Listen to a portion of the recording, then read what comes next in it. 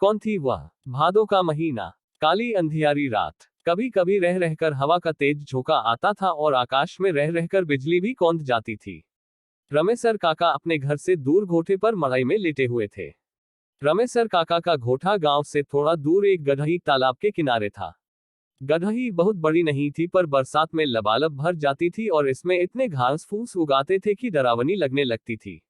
इसी गढ़ही के किनारे आम के लगभग 5-7 मोटे मोटे पेड़ थे, दिन में जिनके नीचे चरवाहे गोटी या चिक्का कबड्डी खेला करते थे और मजदूर या गांव का कोई व्यक्ति जो खेत घूमने या खाद आदि डालने गया होता था आराम फरमाता था।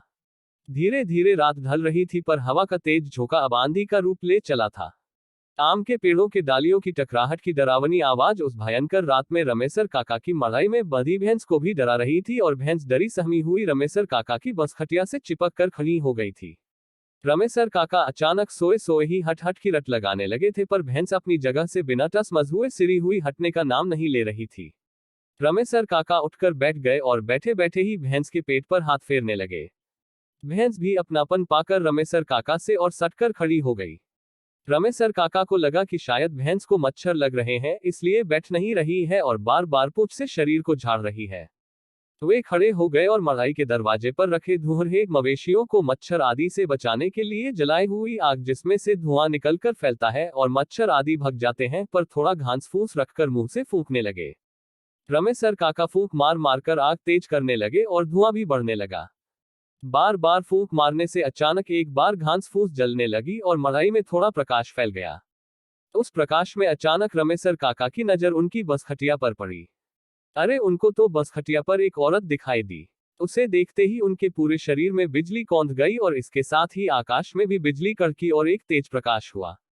रमेसर काका डरने वालों में से तो नहीं थे पर पता नहीं क्यों उनको आज थोड़ा डर का आभास हुआ। पर उन्होंने हिम्मत करके आग को और तेज किया और उस पर सूखा पुआल रखकर पूरा अंजोर प्रकाश कर दिया। अब उस पुआल के अंजोर में वह महिला साफ नजर आ रही थी। अब रमेसर काका उस अंजोर में उस औरत को अच्छी तरह से देख सकते थे। रमेसर काका ने धुहरे के पास बैठे बैठे ही जोर की हाँक लगाकर पूछा, कौन है? कौन है वहां? पर उधर से कुछ भी प्रतिक्रिया न पाकर वे सन रह गए। उनकी समझ में कुछ भी नहीं आ रहा था कि अब क्या करना है। वे मन ही मन कुछ बुदबुदाए और उठकर खड़े हो गए। उनके पैर न आगे अपनी खाट की ओर ही बढ़ रहे थे और ना ही मड़ई के बाहर ही। अचानक खाट पर बैठी महिला अट्टहास करने लगी। उसकी तेज भयंकर डरावनी हंसी ने उस अंधेरी काली रात को और भी भयावह बना दिया। रमेसर काका पर अब सजग हो चुके थे। उन्होंने अब सोच लिया था कि डरना नहीं है क्योंकि अगर डरा तो मरा। रमेसर काका अब तनकर खड़े हो गए थे। उन्होंने मड़ई के कोने में रखी लाठी को अपने हाथ में ले लिया था। वे फिर से बोल पड़े, कौन हो तुम? तुमको क्या लगता है मैं तुमसे डर रहा हूं? कदापि नहीं। और इतना कहते ही रमेसर काका भी हा हा हा करने लगे। पर सच्चाई यह थी कि रमेसर काका अंदर से पूरी तरह डरे हुए थे।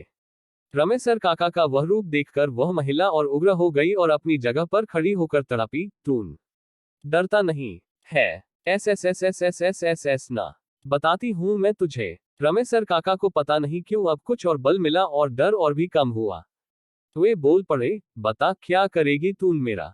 जल्दी यहां से निकल नहीं तो इस लाठी से मार मार कर तेरा सिर फोड़ दूंगा। इतना कहते ही रमेसर काका ने अपनी लाठी तान ली। महिला चिल्लाई, तून मुझे मेरे ही घर से निकालेगा? अरे मेरा बचपन बीता है इस मड़ई में। यह मेरा घर है मेरा। मैं बरसों से यही रहते आ रही हूं। पर पहले तो किसी ने कभी नहीं भगाया। यहां तक कि भैया कुछ ग्रामीण क्षेत्रों में पिताजी को भैया भी कहते हैं ने भी। अब पता नहीं क्यों रमेसर काका का गुस्सा और डर दोनों शांत हो रहे थे। उनको अब लग रहा था कि उनके सामने जो महिला खड़ी है उसको वे जानते हैं, उसकी आवाज पहचानते हैं। रमेसर काका अब लाठी पर अपने शरीर को टिका दिए थे और दिमाग पर जोर डालकर यह सोचने की कोशिश करने लगे कि यह कौन है, और अगर पहचान की है तो यह चुड़ैल के रूप में भयंकर विकराल चेहरे वाली क्यों है? ओ तो यह बलेसरा बहन बहन है क्या? अचानक उनके दिमाग में कौन था? नहीं नहीं, बलेसरा बहन नहीं हो सकती। उसे तो मरे हुए 2500 साल हो गए। अब रमेसर काका अपने अतीत में जा चुके थे। उनको सब कुछ याद आ रहा था। उस समय उनकी बलेसरा बहन 12-14 साल की थी और उम्र में उनसे 3-4 साल बड़ी थी। चारा काटने से लेकर गोबर गोहथार करने में दोनों भाई बहन साथ साथ लगे रहते थे। एक दिन दोपहर का समय था और इसी गढ़ी पर इन्हीं आमों के पेड़ों पर गांव के कुछ बच्चे ओल्हा पाती खेल रहे थे। बलेसरा बहिन बंदरों की भांति इस डाली से उस डाली उछल कूद कर रही थी।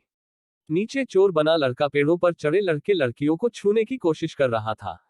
अचानक कोई कुछ समझे इससे पहले ही बलेसरा बहिन जिस डाली पर बैठी थी वह टूट चुकी थी और बलेसरा बहिन औंधे मुंह जमीन पर गिर पड़ी थी।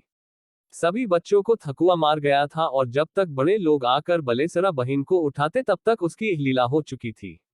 रमेसर काका अभी यही सब सोच रहे थे तब तक उन्हें उस औरत के रोने की आवाज सुनाई दी, बिल्कुल बलेसरा बहिन की तरह। अब रमेसर काका को पूरा यकीन हो गया था कि यह बलेसरा बहिन ही है। रमेसरा काका अब ये भूल चुके थे कि उनकी बहन मर चुकी है। वे दौड़कर खाट के पास गए और बलेसरा बहिन को इंक्वार में पकड़कर रोने लगे थे। उन्हें कुछ भी सूझबूझ नहीं थी। सुबह हो गई थी और वे अभी भी रोए जा रहे थे। तभी उधर कुछ लोग कुछ काम से आए और उन्हें रमेसर काका के रोने की आवाज सुनाई दी। उन्होंने मड़ाई में झांक कर देखा तो रमेसर काका एक महिला को इंक्वार में पकड़कर रो रहे थे। उस महिला को देखते ही ये सभी लोग सन रह गए क्योंकि वह वास्तव में बलेसरा ही थी जो बहुत समय पहले भगवान को प्यारी हो गई थी। धीरे धीरे यह बात पूरे गांव में आग की तरह फैल गई और उस गढ़ी पर भीड़ लग गई। गांव के बुजुर्ग पंडित जी ने कहा कि दरअसल बलेसरा जब मरी तो वह बच्ची नहीं थी, उसकी अंतिम क्रिया करनी चाहिए थी पर उसे बच्ची समझकर केवल दफना दिया गया था और अंतिम क्रिया नहीं किया गया था। उसकी आत्मा भी भटक रही है।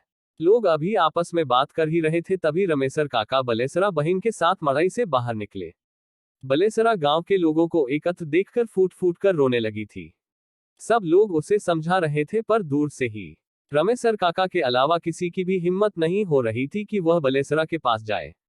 बलेसरा अचानक बोल पड़ी, हाँ यह सही है कि मैं मर चुकी हूँ, पर मुझसे डरने की आवश्यकता नहीं है। मैं इसी गांव की बेटी हूं पर आज तक भटक रही हूं। मेरी सुध कोई नहीं ले रहा है। मैं इस गढ़ी पर रहकर अन्य भूत प्रेतों से अपने गांव के लोगों की रक्षा करती हूं। मैं नहीं चाहती हूं कि इस गढ़ी पर, इन आम के पेड़ों पर अगर कोई गांव का व्यक्ति ओल्हा पाती खेले तो उसे किसी भूत का कोपभाजन बनना पड़े। इतना कहने के बाद बलेसरा रोने लगी और रोते रोते बोली, मुझे एक प्रेत ने ओल्हा पाती खेलते समय धक्का दे दिया था। आगे बलेसरा ने जो कुछ बताया उससे लोगों के रोए खड़े हो गए। बलेसरा ने क्या क्या बताया इसे जानने के लिए इस कहानी की अगली कड़ी का आपको इंतजार करना पड़ेगा। आखिर वो प्रेत कौन था जिसने बलेसरा को धक्का दिया था? इन भूत प्रेतों की दुनिया कैसी है? यह सब जानने के लिए इस कहानी की अगली कड़ी का इंतजार करें।